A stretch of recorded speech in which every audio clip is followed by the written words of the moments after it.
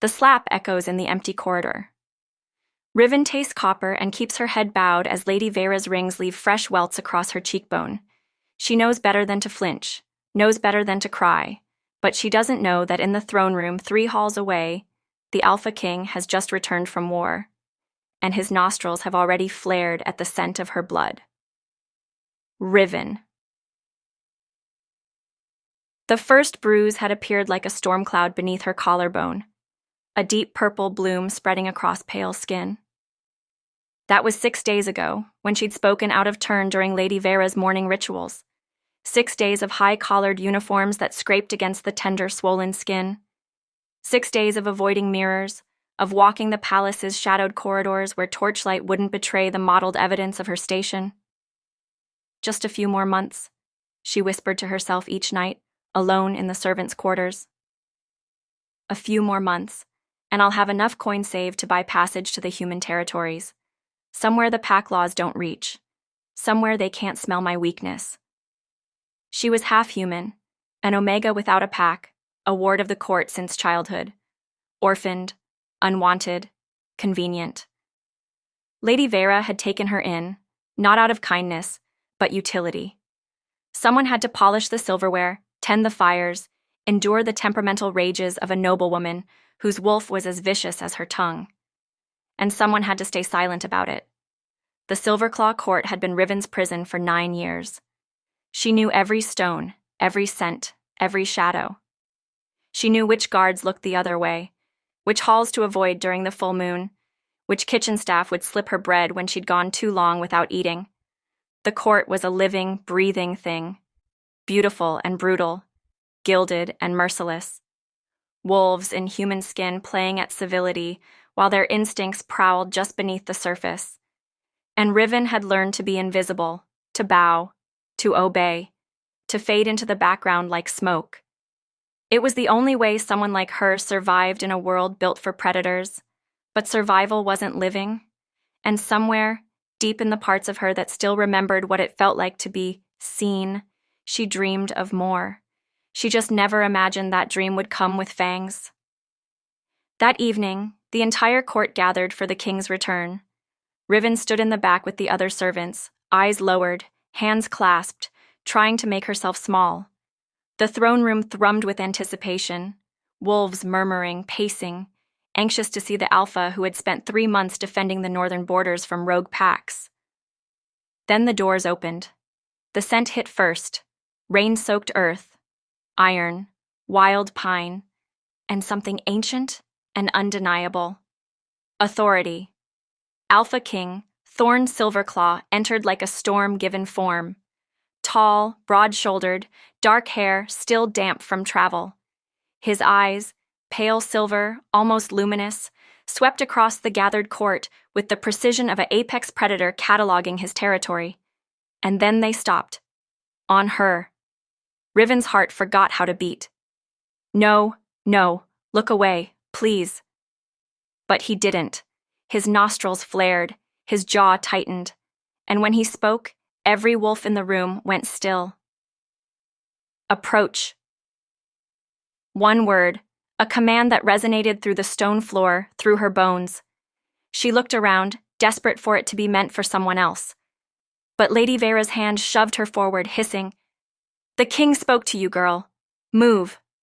Riven's legs trembled as she crossed the marble expanse toward the throne. Every eye tracked her. Whispers rippled through the gathered nobles. Who is she? A servant? Why would the Alpha... She stopped 10 paces from the dais and dropped into a deep bow, forehead nearly touching the floor. Rise, she obeyed but kept her eyes down. Look at me. Fear clawed up her throat. Omegas didn't meet an Alpha's eyes, especially not the king's eyes. It was defiance, provocation, but his voice turned softer and somehow more dangerous. I said, look at me. Slowly she lifted her gaze. His eyes locked onto hers, and she felt the world tilt. He stood, descending the dais steps with a predator's grace, and stopped close enough that she could feel the heat radiating from him. Then he tilted his head, studying the bruise on her cheekbone, the one she'd tried to hide beneath her hair. Who hurt you? The question sliced through the silence. I fell, my king, she whispered. The lie tasted like ash. His eyes narrowed, his hand lifted, and she flinched. But he didn't strike. His fingers hovered near her face, then dropped. Don't lie to me, little wolf. His voice was soft, lethal. I can smell your pain. I can hear your heartbeat spike when you speak falsehoods. So I'll ask once more, and you will answer truthfully. He leaned closer, his breath warm against her ear. Who? Hurt. You? Her throat closed, tears burned behind her eyes. No one, Your Majesty, she choked out. I am clumsy. Forgive me. For a long moment, he said nothing. Then he stepped back, his gaze sweeping to Lady Vera, who stood rigid among the nobles. This Omega is under my protection now. She will remain in the East Wing. Anyone who lays a hand on her answers to me. Gasps rippled through the room. Lady Vera's face went white, and Riven's world shattered. Before she could process what had just happened, the king gestured to his second command. Escort her to the healer, then to a private room. See that she has food, water, and anything else she requires. The guard, a tall, scarred wolf named Darian, stepped forward and offered his arm. Riven stared at it like it might burn her. Thorn's voice rumbled again, this time pitched low enough that only she could hear. You will not be harmed under my roof, Riven. Not anymore. Her name on his lips felt like a vow. He turned and addressed the court, his tone brooking no argument. This gathering is dismissed. I will hear reports in 1 hour. The room emptied in a rush of murmurs and barely concealed shock, but as Riven was led away, she glanced back once. The Alpha King stood alone on the dais, his silver eyes still locked on her. And in them, she saw something that terrified her more than any Bruise ever had. Resolve.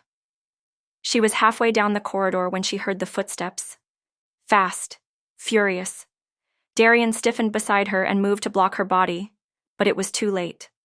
Lord Caius, Lady Vera's enforcer and the one who'd struck her more times than she could count, grabbed her arm and wrenched her backward.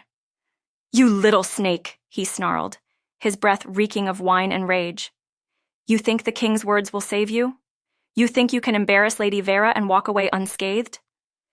Riven tried to pull free, but his claws dug into her wrist. Blood welled. She gasped, and then... a growl. Not human, not even close. The temperature in the corridor dropped. Caius froze. Slowly, they both turned. Alpha King Thorn stood at the end of the hall, eyes blazing molten silver, his wolf barely restrained beneath his skin. Step away from her. Each word dripped with the promise of violence. Caius released her immediately, stumbling backward. But Thorn was already moving. In 3 strides, he was there, towering over Caius, radiating fury so thick the air itself seemed to crackle. Touch her again, Thorn whispered, his voice a blade wrapped in silk. And I'll carve my name into your bones. Then his gaze dropped to Riven's bleeding wrist. His expression shifted, from rage to something far more dangerous. Possession. He turned to Darian. Take Lord Caius to the dungeons. I'll deal with him at dawn. Then, without waiting for a response, Thorn scooped Riven into his arms. She gasped, her hands instinctively clutching his shirt. Your Majesty, Not another word. His tone was absolute. And as he carried her through the palace, past gaping servants and wide-eyed nobles, Riven realized with stunning, terrifying clarity, her life was no longer her own. The Alpha King had claimed her, and in his world that meant she was safe, or trapped. She wasn't sure which scared her more. The private chamber smelled of herbs and smoke. A healer waited, older, with kind eyes and steady hands. Thorn set Riven down gently on the cushioned bench and stepped back, though his eyes never left her. Cleaner wounds, he ordered, and check for others. The healer nodded. Riven's pulse hammered. Check for others. He knew. Somehow he knew there were more. And as the healer began to unwrap the high collar of her uniform, revealing the bruises hidden beneath, Riven's carefully constructed walls began to crack. For the first time in 9 years, someone was looking, and she didn't know whether to weep with relief or run. Riven had been invisible for 9 years, a servant, a shadow, a half-human Omega who learned to bow, to obey, to disappear. But the Alpha King didn't see shadows. He saw her bruise, her flinch, her fear. And when she lied to protect the ones who hurt her, he leaned close and whispered the words that changed everything. You don't have to be silent anymore. In a court built on power, he gave her something more dangerous: permission to be seen. The bruise glowed under moonlight. Riven didn't know that when she hid it beneath her collar. Didn't know it pulsed with magic older than the court itself. Didn't know that the Alpha King, newly returned from war, could see it like a beacon in the dark. All she knew was that when his silver eyes locked onto hers in the middle of the throne room, his voice turned deadly soft. Who marked you, Omega? And her lie tasted like blood on her tongue. Welcome back to my amazing story family. Before we get into the story, kindly click on the subscribe button to join the family. Your support inspires me to bring you more amazing stories, and let me know in the comment where you are watching from and also the kind of stories you will love. Let's get into our story for today. Chapter 1. The Bruise. The slap came without warning. Riven's head snapped to the side, her cheek exploding in white-hot pain as Lady Vera's rings tore across her skin. She stumbled, catching herself against the cold stone wall of the dressing chamber, forcing her body not to cry out. Silence keeps you alive. You spilled powder on my vanity, you clumsy half-breed, Lady Vera hissed, her voice dripping with venom as she examined her nails. Do you have any idea how expensive that was? Forgive me, my lady. Riven's voice was barely a whisper, eyes fixed on the floor. Look at me when I'm speaking to you. Riven lifted her gaze, just enough, not too high. Never meet a wolf's eyes directly, especially not one who enjoyed hurting you. Lady Vera's perfectly painted lips curled into a smile. Better. Now clean this mess, and fix your face before tonight's gathering. The Alpha King returns from war, and I won't have my servants looking like street trash. Yes, my lady. Another strike, this time to her shoulder, sharp nails digging in through the thin fabric of her uniform. And Riven. Lady Vera leaned close, her breath reeking of wine and roses. If you breathe a word of this to anyone, I'll make sure you disappear. Understood? Yes, my lady. The noblewoman swept out of the room, leaving only the lingering scent of her perfume and the echo of Riven's hammering heartbeat. Alone, Riven pressed shaking fingers to her cheek. The skin was already swelling, hot and tender. By tonight, it would bloom into a deep purple bruise. She moved to the small mirror on the wall and studied the damage. Just another mark. Just another lie to tell. She'd gotten good at this over the years. Concealer, powder, high collars, carefully angled hair. The servants knew, the guards knew, but no one spoke of it. In the Silverclaw court, some truths were too dangerous to name. Riven pulled her hair forward to cover the worst of it and straightened her uniform. Just a few more months, she whispered to her reflection. A few more months of saving every coin, and I'll be free. She didn't know that freedom was about to find her first, and it had fangs. The throne room blazed with firelight and tension. Every wolf in the court had gathered, nobles in silk and velvet, guards in polished armor, servants like Riven pressed against the walls, trying to disappear into the shadows. The air hummed with anticipation. Alpha King Thorn Silverclaw had been gone for 3 months, leading the pack's warriors against rogue wolves threatening the northern borders. Rumors said he'd been ruthless, merciless, that he'd torn through enemy lines like a force of nature. Riven had never seen him up close. She'd only glimpsed him from a distance before he left. Tall, dark-haired, cold-eyed. A wolf in human skin who ruled with absolute authority. She kept her head down now, standing with the other servants near the back of the room, praying the gathering would end quickly so she could return to the safety of obscurity. Then the great doors opened. The scent hit first. Rain-soaked earth, iron and smoke, wild pine and something ancient, primal, undeniable. Power. Every wolf in the room stiffened, instincts flaring. Even Riven, half human and broken as she was, felt her pulse spike in response. Alpha King Thorn Silverclaw entered like a storm-given form. Tall, easily a head above the tallest guard. Broad-shouldered, his travel-stained coat doing nothing to hide the lethal strength beneath. Dark hair, damp from rain, framed a face carved from stone and shadow, but it was his eyes that stole the breath from her lungs. Silver, pale and luminous, like moonlight trapped in glass, and they were scanning the room with predatory precision. The gathered court bowed as one, a wave of submission that rippled through the hall. Riven bowed too, forehead nearly touching the floor, willing herself to be invisible. "Don't notice me, don't see me, don't rise." His voice was a low rumble that resonated through stone and bone. The court obeyed. Thorn moved toward the throne with deliberate, measured steps, his second in command, a scarred wolf named Darian, following close behind.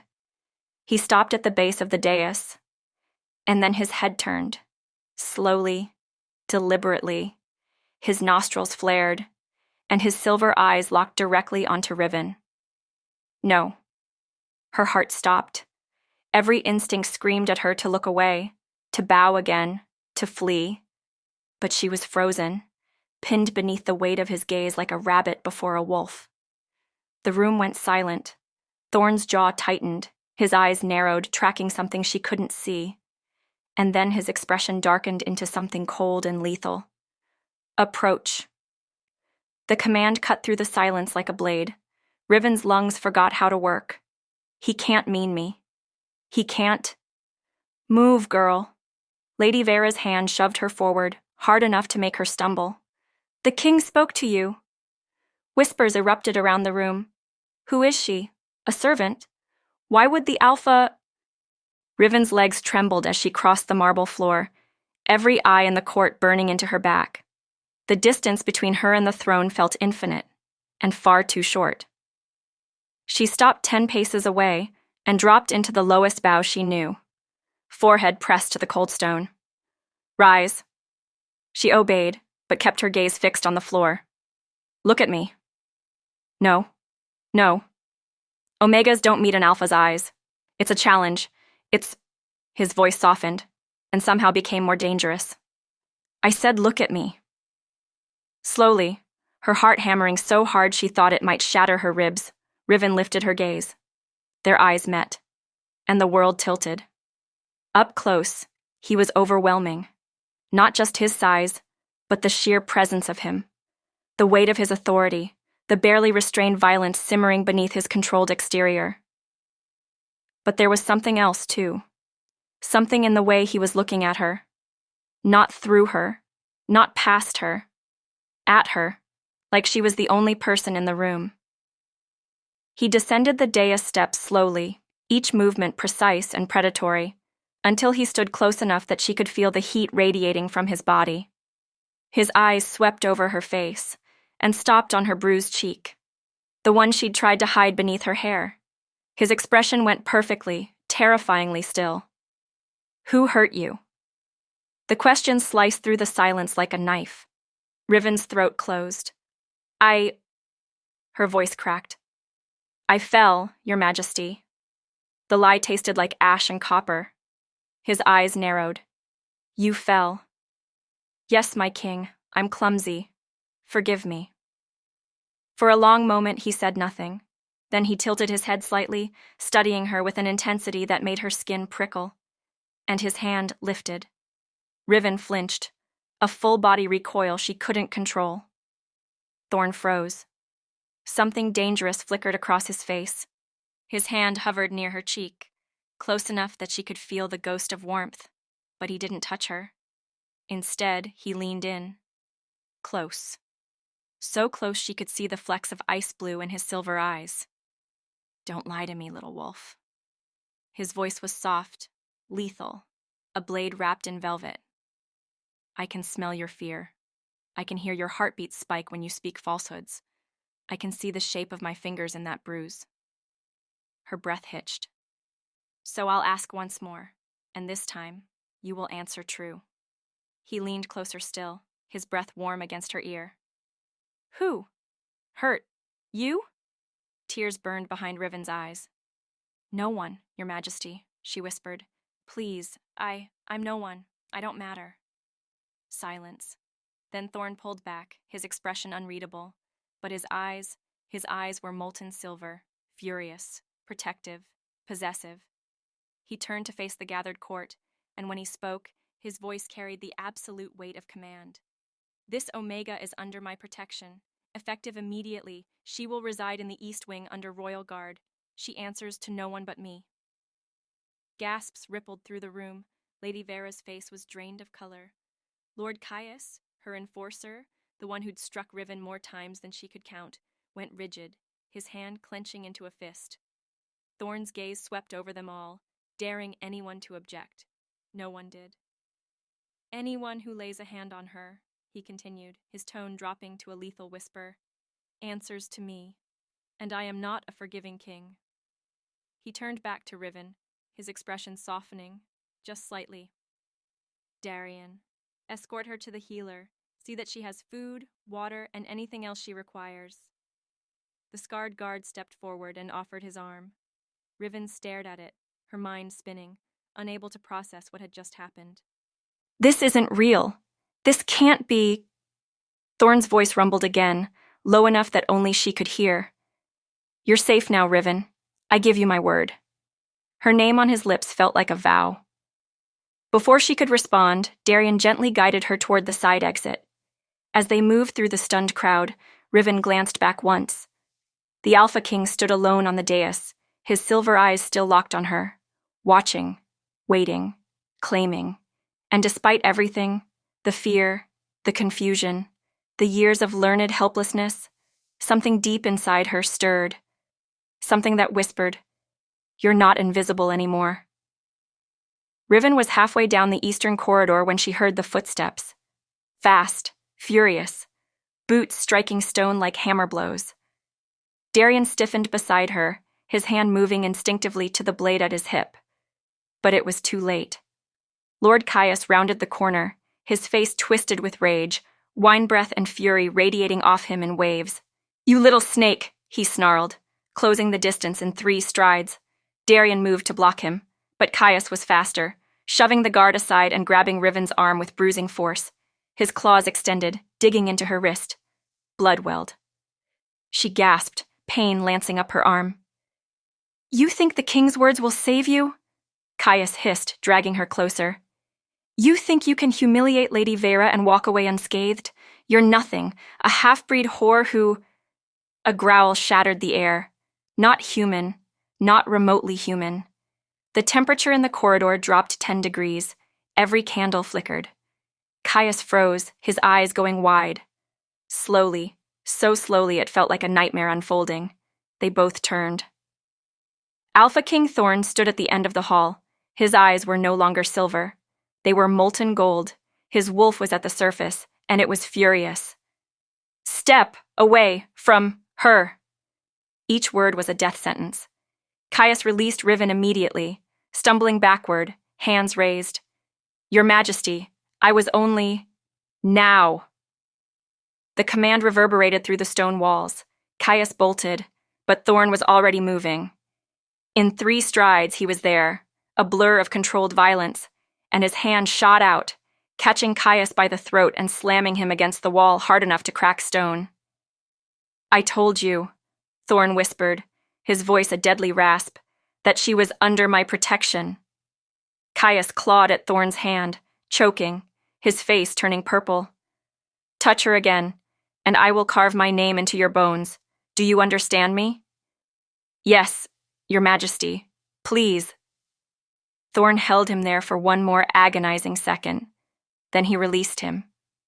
Caius collapsed to the floor, gasping. "Darian, take Lord Caius to the dungeons. I'll deal with him at dawn." "Yes, my king." Thorn didn't wait for a response. He turned to Riven, and his expression shifted, from rage to something far more dangerous. Concern. His eyes dropped to her bleeding wrist, and his jaw clenched. Without a word, he closed the distance between them and gently, so gently it stole her breath, took her injured arm in his hands. His touch was warm, Steady. Careful. You're bleeding. I'm fine, she whispered. His eyes snapped to hers, and the intensity in them made her knees weak. You're not fine, and you won't lie to me again. It wasn't a request, it was a promise. Before she could respond, he scooped her into his arms in one fluid motion.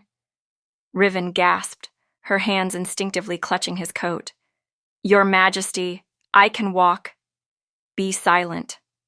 His tone was absolute. And as he carried her through the palace, past gaping servants and wide-eyed guards, Riven felt the walls she'd built around herself begin to crack. Because for the first time in 9 years, someone had chosen to see her. And the Alpha King didn't just see. He was protected. She didn't know whether to weep with relief or run for her life. Chapter 2. The Healer's Truth. The healer's chamber smelled of sage and smoke. Thorn set Riven down on the cushioned examination table with a gentleness that contradicted everything she'd heard about him. His hands lingered for a fraction of a second before he stepped back, positioning himself between her and the door.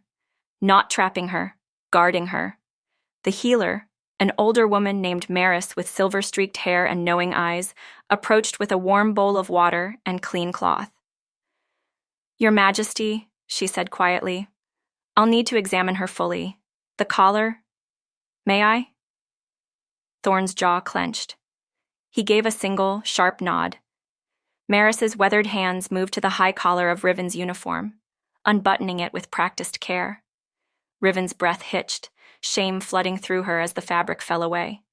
The healer went still. Mother Moon, she whispered. Bruises, layers of them, purple, yellow, green, a timeline of violence mapped across Riven's skin. Old scars crisscrossed her shoulders, finger-shaped marks circled her throat, and beneath her collarbone. Maris inhaled sharply. A mark. Dark and intricate, like a brand burned into flesh. But it wasn't just a scar. It was glowing, faint, pulsing, a sickly violet light that seemed to breathe with Riven's heartbeat.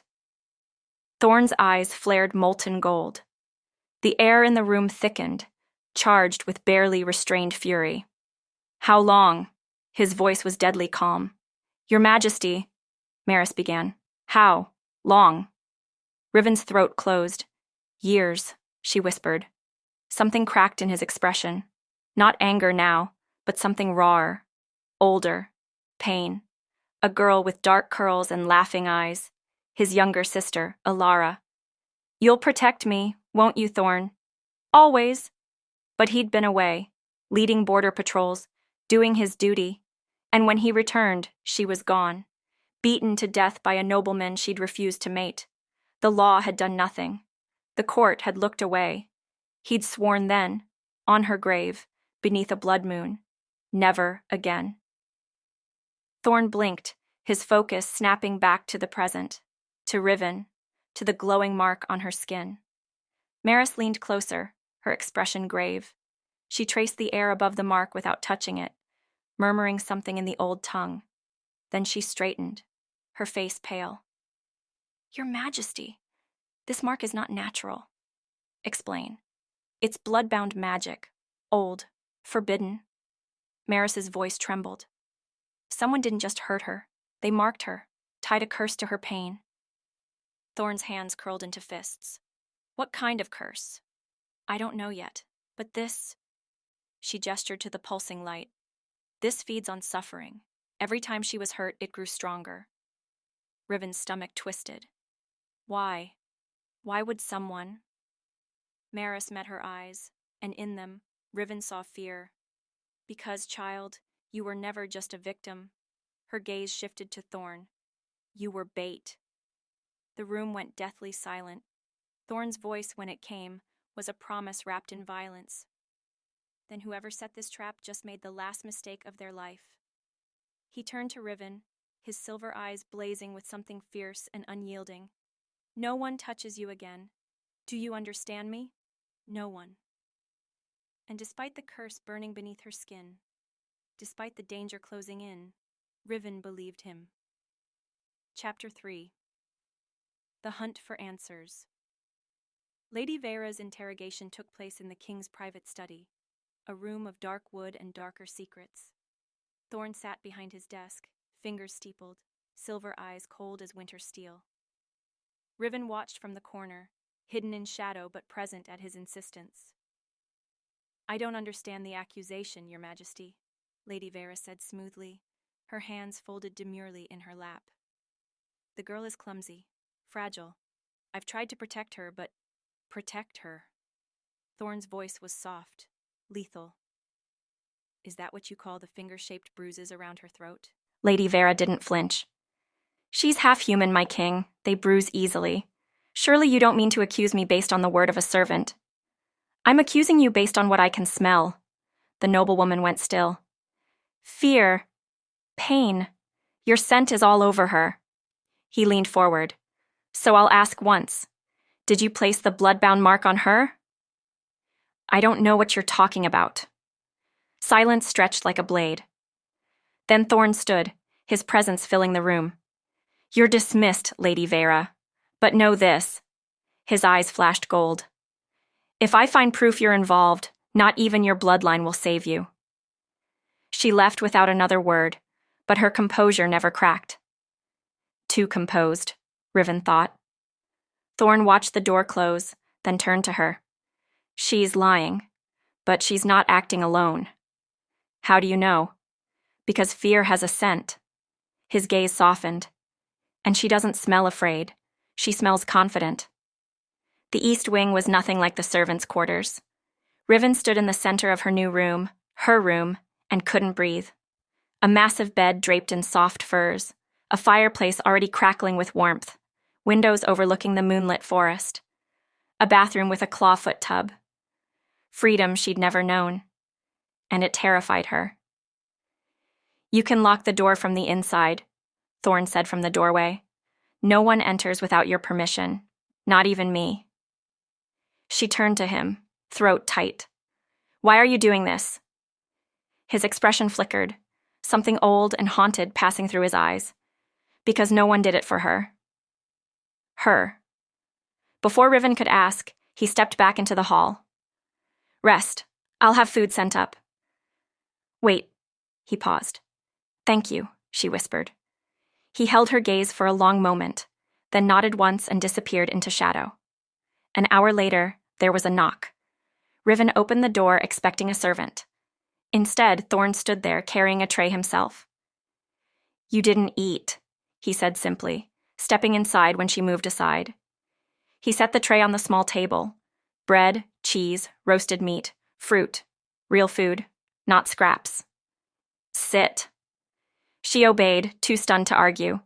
He settled into the chair across from her, watching as she took a tentative bite. "How long were you with Lady Vera?" he asked quietly. 9 years. His jaw tightened. "And the mark?"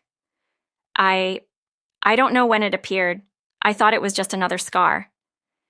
"Do you remember anyone performing a ritual? Speaking an old tongue?" She shook her head. He was quiet for a moment, studying her with an intensity that should have frightened her. "But I didn't." "You're safe here, Riven," he said finally. "I need you to believe that." "I want to," she admitted, "but I don't know how." Something softened in his expression.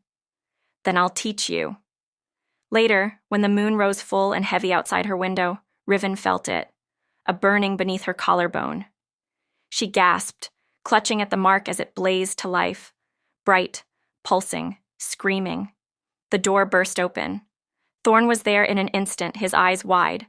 The mark glowed like a brand in the moonlight, brighter than before, and Riven's skin felt like it was on fire. "It's the moon," he breathed. "The curse is tied to the moon." He moved to close the curtains, and the moment the light was blocked, the pain faded.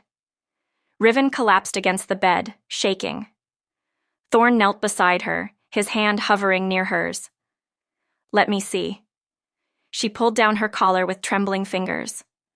The mark had changed. New symbols had appeared, spiraling outward like roots. Thorn's expression darkened. Whoever did this knew exactly what they were doing. "What does it mean?"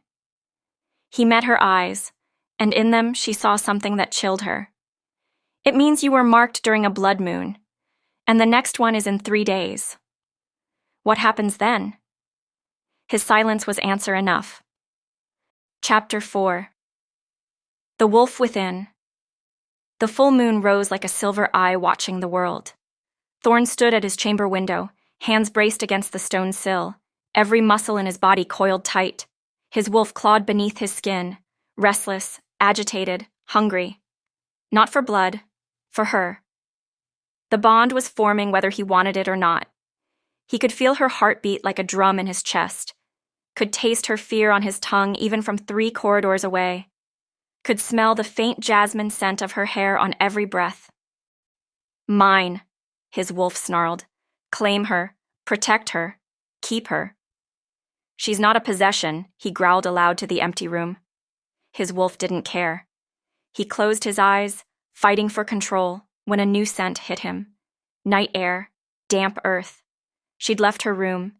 His eyes snapped open, glowing gold. Riven had never seen the palace gardens at night. She moved through the moonlit paths like a ghost, her bare feet silent on cool stone. She knew she shouldn't be here, knew Thorn had assigned guards, established rules for her safety. But the walls had been closing in. She needed to breathe. The garden was beautiful in the silver light, roses and night blooms, ancient trees casting long shadows, a fountain whispering in the dark. She stopped at the fountain's edge, trailing her fingers through the water, and for the first time in 9 years, felt something close to peace. You shouldn't be out here. She spun. Thorn emerged from the shadows like a predator, his eyes burning gold, his shirt half unlaced as if he'd dressed in a hurry. The moonlight carved his features into something both beautiful and dangerous. I'm sorry, she said quickly. I just needed... I know. His voice was rough, strained. But it's not safe. Not tonight. Because of the moon? Because of me. The admission hung between them. He moved closer, and she saw it, the tension in his jaw, the way his hands flexed at his sides, the barely leashed wildness in his eyes. Your wolf, she whispered, wants you. The words came out like gravel. Needs you. And I'm trying very hard not to listen. Her heart hammered. Why? Because you deserve a choice. His gaze burned into hers. Not a king's command, not a wolf's claim. A choice. Something broke open in her chest. Why do you care so much? The question escaped before she could stop it. I'm no one, just a... Don't. He closed the distance between them in 2 strides. Don't call yourself that. Then tell me why. Her voice cracked. Why does it matter to you what happens to me? For a long moment he said nothing. Then his expression fractured, grief and rage and guilt bleeding through. I had a sister, he said quietly. Alara, she was kind, gentle, everything I'm not. Riven's breath caught. A nobleman wanted her. She refused. And I wasn't there. His voice turned hollow. I was leading patrols, doing my duty. And when I came back, he didn't finish. He didn't have to. The court called it an accident, a fall, but I could smell the lies, see the bruises. His hands curled into fists, and I did nothing because I was too late. Thorn, so when I see you... His eyes met hers, raw and blazing. When I see someone hurting you, ignoring you, treating you like you're nothing... He stepped closer, his voice dropping to a fierce whisper. I refuse to be too late again. Tears burned Riven's eyes. She reached up without thinking, her hand trembling as it touched his face. He went perfectly still. You're not too late, she whispered. Something shifted in his gaze, from pain to something deeper, hotter, desperate. He leaned down, his hand rising to cup her face with aching gentleness. Riven! Her name on his lips was a prayer. The distance between them disappeared. His breath ghosted across her mouth. A snarl shattered the night. Thorn spun, shoving Riven behind him as 3 wolves burst from the tree line, eyes red, foam flecking their jaws, curse marks glowing on their fur. Rogue wolves, sent to kill. Thorn's shift was instantaneous, bones cracking, fur rippling, the Alpha King becoming the beast he'd been holding back. His roar split the sky, and the garden became a battlefield. Chapter 5. Blood and Betrayal. Thorn tore through the rogue wolves with savage efficiency, claws rending flesh, jaws crushing bone. The Alpha King was a storm of fur and fury, and the garden ran red with blood. But there were too many. For every wolf he killed, 2 more emerged from the shadows. This wasn't random. This was coordinated. Riven pressed her back against the fountain, unarmed and helpless, watching Thorn fight with the desperation of a cornered animal. Then she felt it. A presence behind her. She spun, and her scream died in her throat. A man stood there, hooded and silent. But it wasn't his face that froze her. It was his neck, the same mark, glowing violet, pulsing in rhythm with her own. "Hello, little bait," he whispered. His blade flashed silver in the moonlight. Riven threw herself sideways, the dagger slicing through the air where her throat had been. She hit the ground hard, scrambling backward as the assassin advanced. "Don't run," he crooned. "It'll be over quickly. The Alpha just needs to see you bleed." Thorn's roar shattered the night. The Wolf King pivoted mid-strike, his golden eyes locking onto the assassin. The rage in them was transcendent, biblical. He shifted mid-leap, bones snapping back into human form, and tackled the hooded figure to the ground with bone-crushing force. The dagger skittered away. Thorn's hand closed around the assassin's throat. "Who sent you?" The man laughed, blood bubbling from his lips. "You fell for it, the mighty Alpha, undone by a broken Omega." Thorn's claws extended, piercing skin. "Who?" "Blackmore Pack," the assassin choked out. "Lord Valen, the girl, was always the trap. Mark her, hurt her, wait for you to—" He coughed. "To care." Thorn's expression went deathly cold. "The curse?" "Tied to her pain. The more you protect her, the stronger it grows." The assassin's eyes gleamed with malice. "When the blood moon rises, the mark will consume her, and you'll watch her die, knowing you're the reason." "No," Riven's voice cracked. Thorn's head snapped toward her, and the anguish in his eyes nearly broke her. The assassin used the distraction. A hidden blade flashed from his sleeve, aimed at Thorn's heart. Darian's sword pierced the assassin's chest from behind. The man slumped, lifeless. Silence fell, broken only by Riven's ragged breathing. The remaining rogue wolves were captured and dragged to the dungeons. Riven sat in Thorn's study, wrapped in a blanket, trembling. Thorn paced like a caged animal, blood still streaking his bare chest, his eyes flickering between silver and gold. "Lord Valen," he growled. "Blackmore Pack. They've been positioning for a challenge for years, but I never thought—" "They used me." Riven's voice was hollow. "I'm the weapon. Don't. I'm poison to you, Thorn." Tears streamed down her face. "Everything you do to help me makes the curse stronger. If you'd just left me alone—" "Stop." He crossed to her in 2 strides, kneeling so they were eye level. "Do you think I care?" His voice was fierce, raw. "Do you think I'll let you go now because it's dangerous?" "You should—" "I've spent my entire life making the safe choice. The dutiful choice." His hands cupped her face, forcing her to meet his blazing eyes. "And the one person who mattered most died because I wasn't there. I won't be the reason You're not a trap, Riven. You're not a weapon. You're a woman who deserves to be saved, and I don't care what it costs me. The curse will kill me in 3 days. Then we break it in 2. His thumb brushed away her tears. "I will burn down every pack, tear apart every conspiracy, and destroy anyone who tries to take you from me." "Why?" she whispered brokenly. His forehead pressed against hers. "Because you're mine." The words should have frightened her. Instead, they felt like an anchor. "Even if I'm poisoned?" Her voice trembled. His lips curved into something dark and dangerous and utterly devoted. "Then I'll drink it gladly." And when his mouth claimed hers, fierce and desperate and wholly consuming, Riven stopped fighting. She'd spent 9 years surviving. Maybe it was time to let someone fight for her instead. Outside the window, the moon began to darken. The blood moon was rising, and somewhere in the shadows, Lord Valen smiled. Chapter 6. The Breaking Point. Riven left in the dead of night. No goodbyes, no explanations, just a stolen cloak and the small bag of coins she'd been saving for years. The guards had been reassigned to patrol the perimeter after the attack. The corridors were empty. The gate, unguarded for the first time since she'd arrived. It felt like fate, or a test. She slipped through the palace gates and into the forest beyond, her heart shattering with every step. This is mercy, she told herself. This is love. If she stayed, the curse would consume her. And when it did, it would destroy him too. Better to die alone in the wild than watch him fall because of her. The forest swallowed her whole.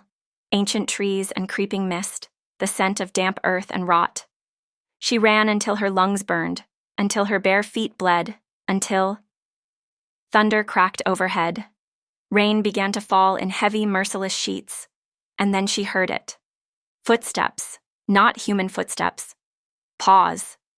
She turned, breathless, and saw the massive silver wolf emerging from the shadows, eyes glowing molten gold, fur slicked with rain, every line of his body radiating fury. Thorn. He shifted mid-stride, bones cracking, form rippling, until the man stood before her, chest heaving, rain streaming down his face. What did you think you were doing? His voice was deadly quiet. Leaving. Her voice broke. I have to... No. You don't understand. I understand perfectly. He stalked toward her, eyes blazing. You thought you'd run. Sacrifice yourself. Die alone so I wouldn't have to watch. Tears mixed with rain on her cheeks. The curse will kill you if you... I don't care. You should... You don't get to decide what I'm willing to lose. The words were a roar echoing through the trees. Riven flinched, and something in his expression cracked. He closed the distance, his hands gripping her shoulders, gentler than his voice. You think I'll just let you go? His tone turned raw, desperate. You think I can just forget you exist and go back to the half-life I had before? You have a kingdom. I don't care about the kingdom. His forehead pressed against hers, rain pouring over them both. I care about you. A sob tore from her throat. I'm going to die anyway, she whispered. The blood moon. Then we fight. We can't... Yes, we can. His hands cupped her face, tilting it up until their eyes met. I have spent my entire life following duty, following rules, doing what was expected. His voice dropped to a fierce whisper. But I will break every rule, defy every god, and burn this world to ash before I let you slip away from me. Thorn, I love you. The words struck her like lightning. I love you, he said again, and this time his voice trembled. I don't know when it started. Maybe the moment I saw you in that throne room. Maybe the moment you lied to protect the people who hurt you. Maybe the moment you touched my face and told me I wasn't too late. Tears streamed freely now. But I know this. His thumb brushed her lips. I would rather have 2 days with you than an eternity without. Riven's walls shattered. She surged forward, her hands fisting in his soaked shirt, and kissed him like he was air and she was drowning. He responded instantly, arms wrapping around her, pulling her flush against him, kissing her with a desperation that tasted like rain and salvation. When they finally broke apart, both gasping, he pressed his lips to her forehead. Come home, he whispered. And this time, she didn't run. She took his hand. Together, she breathed. His fingers tightened around hers. Together. They walked back through the rain, 2 broken souls refusing to let go. Behind them, the forest watched. And in the shadows, Lord Valen's spy melted into the dark. The blood moon would rise tomorrow. And the final trap was already set. Chapter 7. The Alpha's Wrath. It happened at dawn. Riven woke to a hand clamped over her mouth and the cold kiss of a blade at her throat. Scream and he dies, a voice hissed in her ear. Lord Caius. She thrashed, but he was stronger, dragging her from the bed, through the hidden passage she didn't know existed, out into the gray morning where hooded figures waited. One of them smiled. Hello, little Omega. Lord Valen sends his regards. The world went black. Thorn knew something was wrong the moment he woke. The bond, that invisible thread connecting him to Riven, was screaming. He bolted from his chambers, still half-dressed, and tore down the corridor to her room. The door hung open. The bed was empty. And the scent, Caius, Blackmoor wolves, blood. A roar tore from his throat, primal and earth-shaking. Darian appeared seconds later. My king, they took her. Who? Valen. Thorn's eyes blazed molten gold. Blackmoor pack. Caius led them through the tunnels.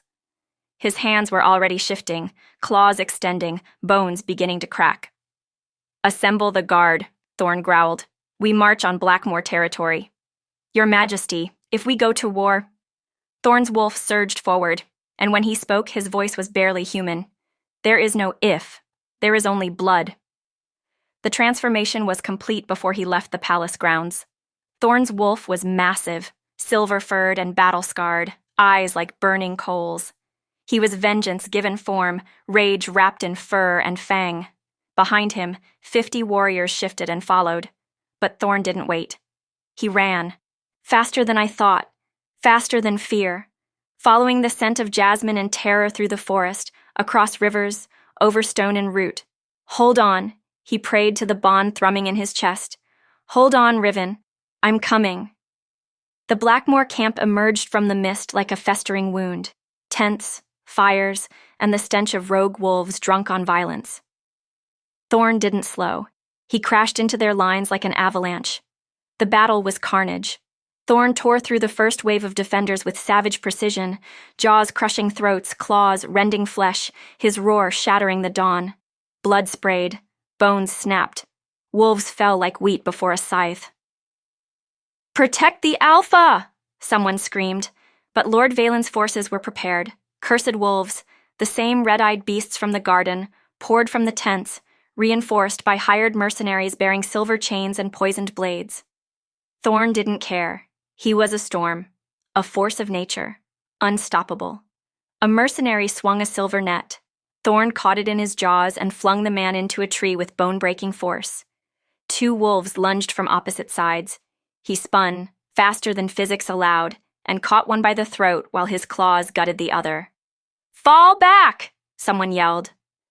But Thorn was already moving deeper into the camp, following the bond like a lighthouse in the dark. There. A tent, larger than the others, ringed by guards. He didn't break stride. His shoulder smashed through the first guard. His jaws closed around the second's leg, dragging him down. The third managed to draw a blade. Thorn's claws opened his chest. He burst into the tent, and his world stopped. Riven hung from silver chains, suspended from the center pole. Her wrists were raw and bleeding. The cursed mark on her collarbone blazed like a brand, spreading across her skin in violent, pulsing lines.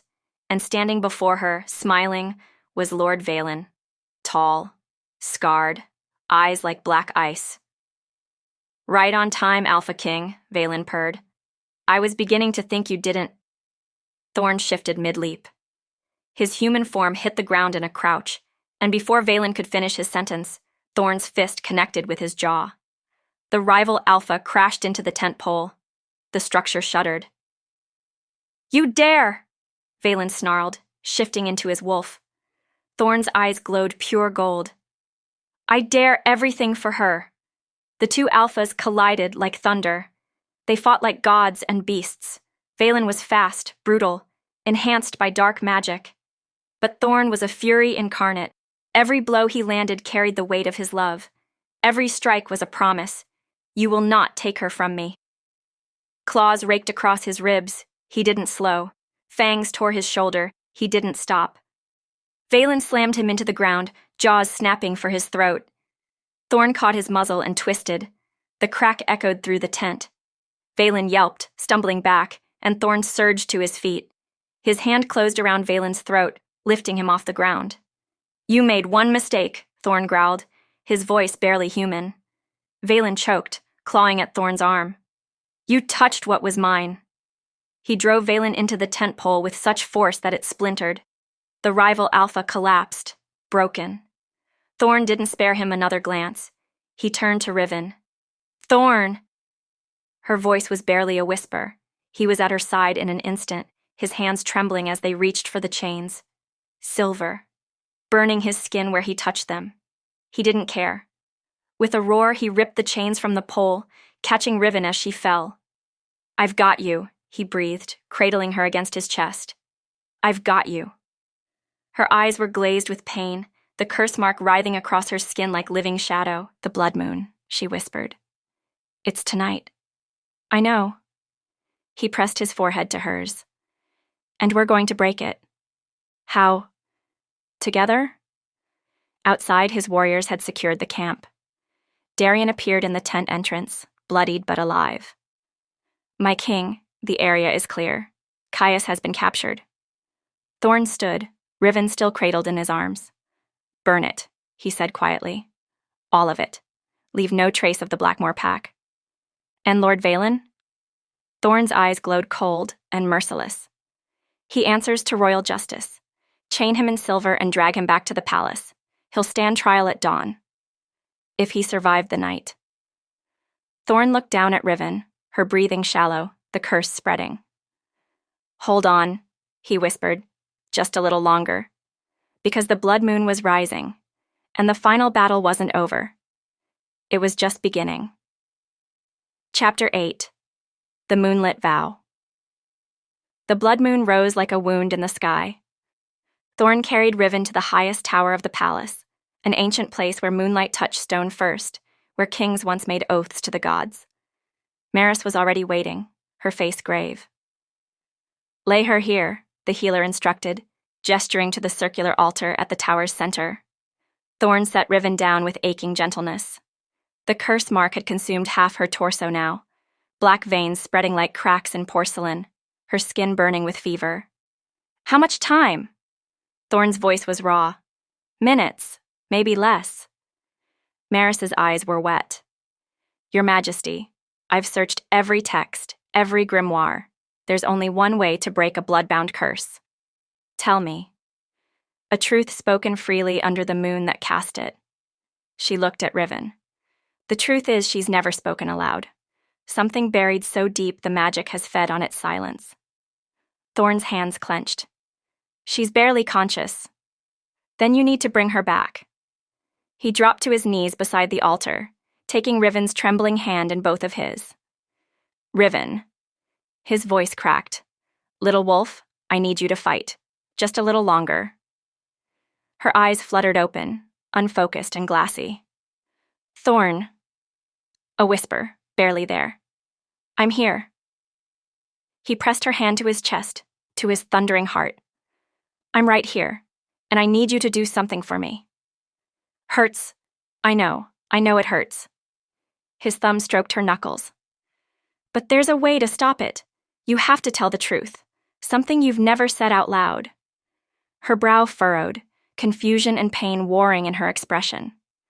The blood moon's light intensified, bathing the tower in crimson. The mark pulsed, spreading further. "Riven, please. I don't know what—" Thorn lifted her hand to his lips, pressing a desperate kiss to her palm. "Tell me what you're afraid of," he whispered. "Tell me what you've been hiding, not from me, from yourself." A tear slid down her temple. "I'm afraid." "Of what, love? Tell the moon. Tell me." Her breath hitched, and when she spoke, her voice broke. "I'm afraid that I deserved it." The words hung in the air like shattered glass. Thorn's eyes widened. "Riven, I'm afraid." Her voice grew stronger, pulled from some deep, wounded place. "That I'm worthless. That I'm nothing. That every hand that ever struck me was right to do it." The mark flared brighter. "I'm afraid that if I let myself be loved—" A sob tore through her. "You'll see what they saw. Something broken. Something is wrong." "No." Thorn's voice shattered. But she wasn't finished. The moon blazed overhead, and the truth poured out like poison from a wound. "I'm afraid I'll never be whole. That the bruises will always be there, even when they fade. That I'll flinch forever. That I'll always feel like prey. Her chest heaved, the curse mark writhing. I'm afraid. Her eyes locked onto his, lucid now, blazing with pain and defiance and terrifying honesty. That I love you, and that loving you makes me weak. The air crackled. I love you, she said again, louder, the words ripping from her soul. I love you, and it terrifies me because everyone I've ever trusted has hurt me, and I don't know how to let you in without breaking completely. The mark screamed, light exploding from her skin in blinding waves. But I'm so tired of being afraid. I'm tired of hiding. I'm tired of being silent. Her hand gripped Thorn's with sudden fierce strength. I love you, Thorn Silverclaw. I love your scars and your guilt and the way you see me when everyone else looks away. I love that you fight for me. I love that you're broken, too. The mark began to crack, fissures of golden light splitting the black veins. And I'm done! Her voice rose to a shout, echoing across the tower. Being ashamed of surviving! Crack! The curse mark shattered.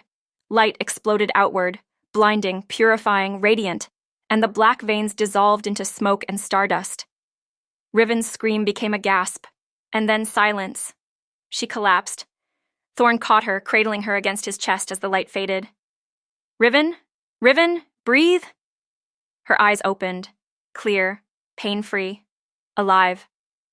Thorn? A sob broke from his throat. He buried his face in her hair, his shoulders shaking. You did it, he choked out. Gods, you did it! Her arms came up weakly, wrapping around him. I meant it, she whispered. Every word. He pulled back just enough to see her face, his eyes wet and blazing. I know. His hand cupped her cheek. And I need you to hear me now. She nodded. Stay. Her breath caught. Not as my subject, not as someone I protect. His forehead pressed to hers. Stay as my equal, my mate, my choice. Tears spilled down her cheeks. You're asking?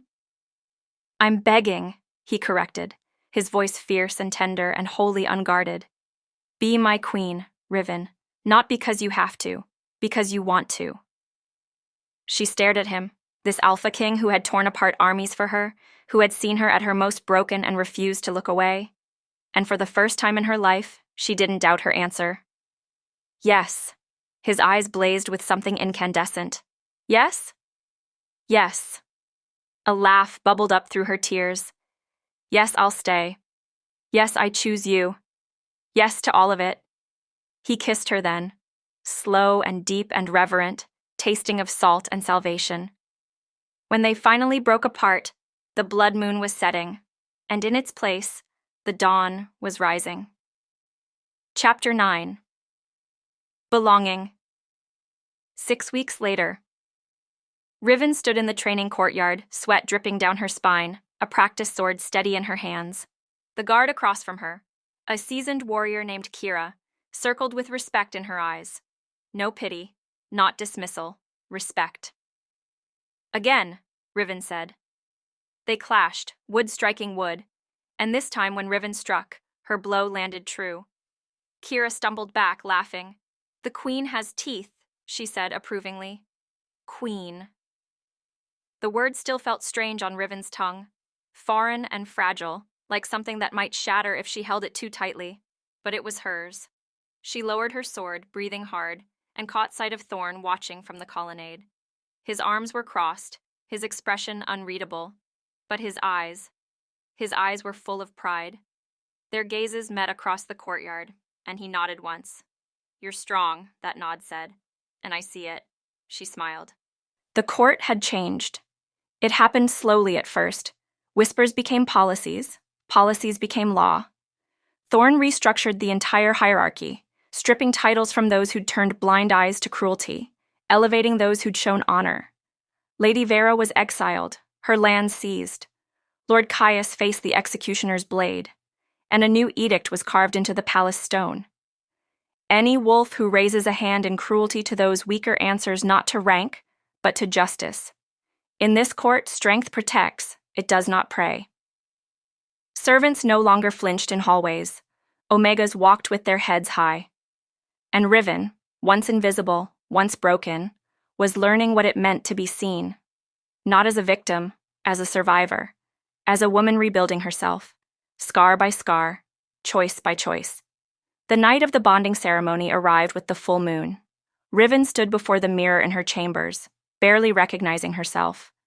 The gown was midnight blue, simple but elegant, embroidered with silver thread that caught the light like stars. Her hair fell in soft waves over her shoulders, and her scars. She traced the faint line beneath her collarbone where the curse mark had been. It had left a scar, pale and thin, like silver on snow. A reminder. Not of what had broken her, but of what she'd survived. You look like moonlight given form. She turned. Thorn stood in the doorway, dressed in formal black and silver, his hair tied back, his expression soft with wonder. Nervous? He asked. Terrified, she admitted. He crossed to her, taking her hands in his. We can wait, if you're not ready. I'm ready. She squeezed his fingers. I'm just not used to being the center of attention. His thumb brushed her knuckles. You won't be alone up there. I know. She met his eyes. That's the only reason I can do this. He leaned down, pressing a soft kiss to her forehead. Then let's go show them what a real queen looks like. The bonding ceremony took place beneath the open sky. The entire court gathered in the moon garden, hundreds of wolves, nobles, and servants alike standing together as equals for the first time in generations. Maris officiated, her voice carrying over the hushed crowd. A bond is not ownership, she began. It is not one soul consuming another. It is two choices, every day, to walk the same path. Riven and Thorn stood face to face, hands clasped, the moon blazing overhead. Thorn Silverclaw, Alpha King, do you vow to see this woman not as possession, but as partner? I do. His voice was steady, absolute. Do you vow to honor her strength, her scars, and her voice? With my life. Maris turned to Riven. Riven of no house, survivor and warrior. Do you vow to stand beside this man not in shadow, but in light? Riven's throat tightened. I do. Do you vow to trust him with your truth, your heart, and your future? She looked into Thorn's silver eyes and saw everything she'd been afraid to hope for. Safety, love, home. I do, Maris smiled. Then by the law of the moon and the blood of the pack, I name you bonded. Mates, equals. She tied a silver cord around their joined hands. What the moon witnesses, let no wolf sever. The crowd erupted in howls, a symphony of acceptance, of celebration. But Riven only heard Thorn. Hello, my queen, he murmured. Hello, my king, she whispered back. And when he kissed her, the world fell away. Later, when the celebration had quieted, and they stood alone on the tower balcony overlooking the moonlit kingdom, Thorn pulled her close. Do you regret it? He asked softly. Staying? Riven leaned into his warmth, his strength, and looked out at the world that had once been her prison. It looks different now, full of possibility. No, she said. For the first time in my life, I feel like I belong. His arms tightened around her. You do. Here. With me. She turned in his embrace, reaching up to cup his scarred, beautiful face. The man who had seen her when no one else would, who had fought for her when she couldn't fight for herself, who had taught her that love didn't have to hurt. I see you, he said quietly, his voice thick with emotion. She smiled, full and unguarded and free. I know. Her thumb brushed his cheek. And I see you too. Their foreheads touched, and in the space between breaths, two broken souls found what they'd been searching for. Not perfection, not erasing the past, but belonging. And that was enough. It was everything. The end. Thank you for watching this story to the end. If you enjoyed this story, you will surely love the next one. It's as crazier and more intriguing as can ever imagine. So do check it out. Click on the image showing on your screen right now to watch the next one. And don't forget to subscribe. Like, comment, and share with your loved ones if you enjoyed the story. I value you.